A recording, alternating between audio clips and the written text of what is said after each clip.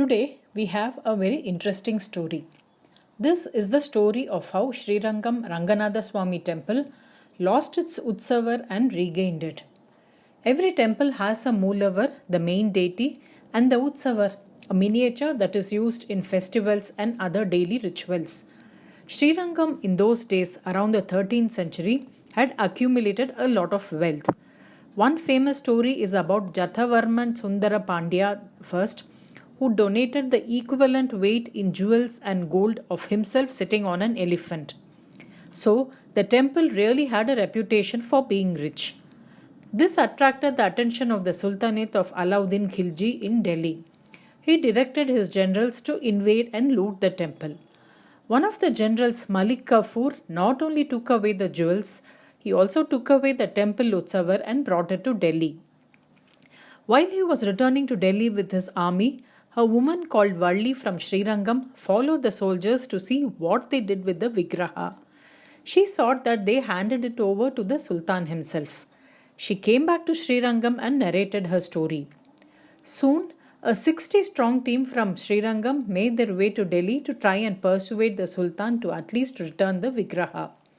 If you want to keep the jewels, fine, but at least return the Vigraha, which is essential for the functioning of the temple. He told them, "My daughter Surathani has taken an extreme liking to the deity and is inseparable from it. She would never agree to part with it. If you really wanted it, you should wait for her to fall asleep and discreetly take the Vigraha and return home." So that's what they did and left Delhi immediately in case the Sultan changed his mind. And that's what happened.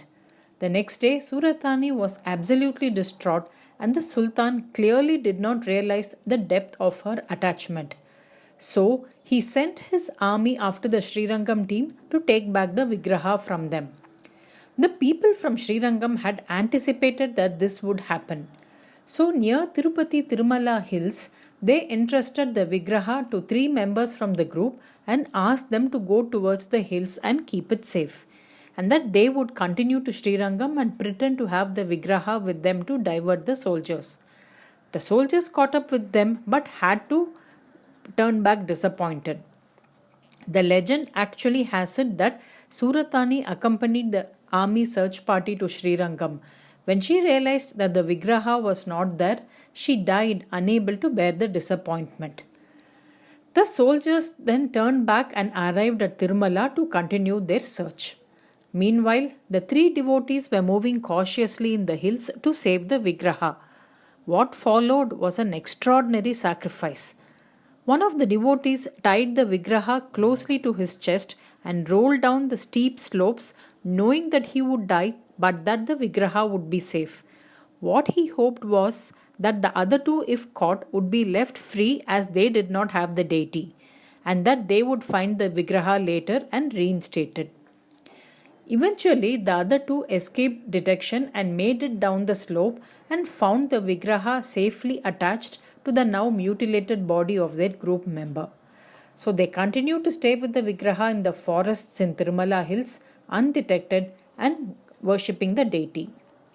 In this way, 60 years passed and no one in Srirangam knew about their whereabouts and that the Vigraha was still safe.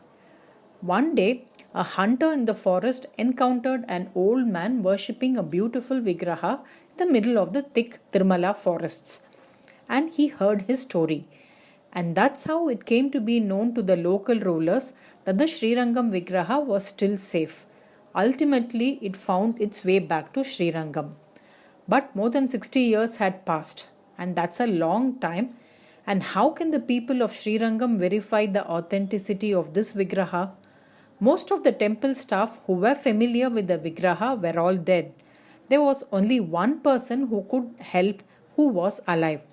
A 90-year-old blind washerman who used to wash the clothes of the temple deities. They brought him, and along with this retrieved Vigraha, by now the temple had made its replica to continue worship and also made several new replicas, and asked him to identify which was the original. And the washerman could pick this Vigraha brought from Tirumala out of a lineup just through smell, and insisted that was the original. And that was how the old man's story was confirmed, and that is the Utsavar installed in Srirangam. A side note, Suratani is considered by the temple staff to be a great devotee of Ranganathaswamy because of her devotion to the Vigraha. They have made a Sannidhi especially for her in the temple, and they still pay all respects even today and do various ceremonies in celebration of her devotion to Ranganathaswamy. But this is a story of how we get to see this Utsavar Vigraha in the great temple today.